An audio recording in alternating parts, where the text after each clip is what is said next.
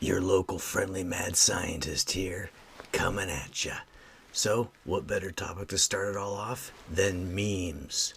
Now, while most may think of a meme as simply being the latest trending image or whatever you've seen on social media, evolutionary biologist and writer Richard Dawkins created the term years before the web was even existing. Dawkins coined the term meme in his best-selling book, The Selfish Gene.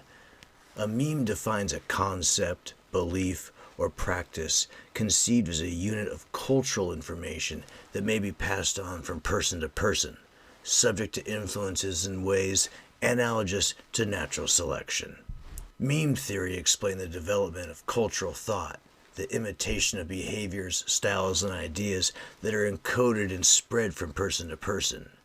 Memes were the evolutionary biologist's attempt to understand from an evolutionary perspective why many behaviors are passed on from humans regardless of their value, accuracy, or adaptability, yet found to be very common in human society. So a meme is a unit of cultural intelligence that behaves like a gene in human culture, the act of copying an idea from one brain to another. Examples of memes given in Dawkins' books include melodies, catchphrases, fashion, and the technology of building arches. Think of a master passing on skills to an apprentice. Languages spoken in different accents and voices still relaying the same data, or anything copied from person to person, provided something is accurately copied while passing down generations.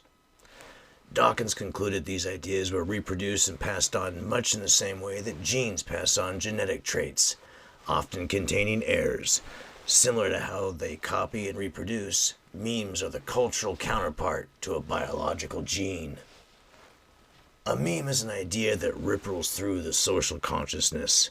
Socially learned behavior and social learning is acquired by copying others and through being taught by others.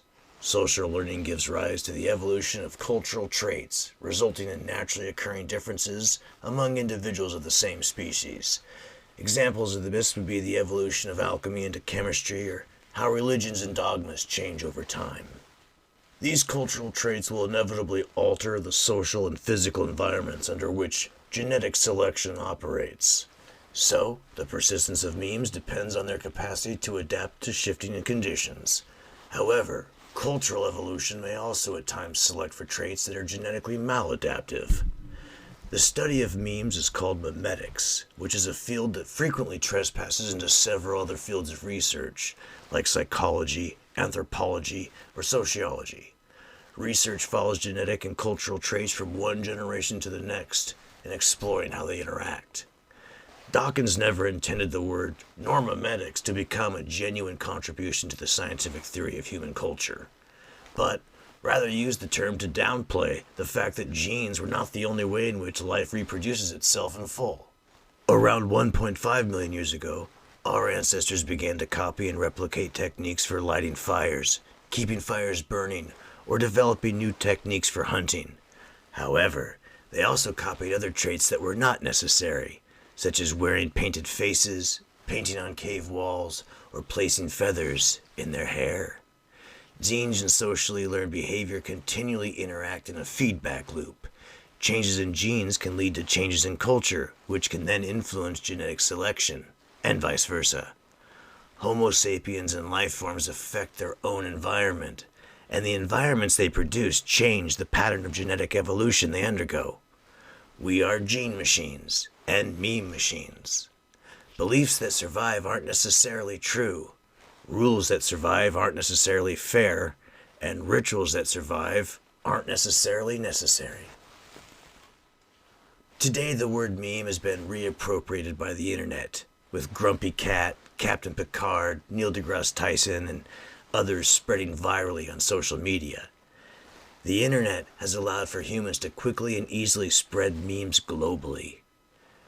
Richard Dawkins did not expect or intend for the meme concept to be taken from the original context with such enthusiasm. The original idea described mutations by random change and spreading by a form of Darwinian selection, while the internet memes are altered deliberately by human creativity. The internet uses just one tiny example of a meme. A meme is much more a general concept than that, but the internet is a very fertile ecosystem for the spread of memes. For better or worse, and science offers examples of both, memetic media have changed the nature of public conversations. Propaganda, marketing, social media, and more all effectively alter and influence our behavior. Understanding memetics helps us to separate ourselves somewhat from the ideas entering our minds from surrounding influences. So be careful what you let in your head, and try not to catch too many mind viruses. And please know that includes this video and anything I ever say. Well, that about sums up the memes in this video. As always, this is just my opinion, and it's probably wrong.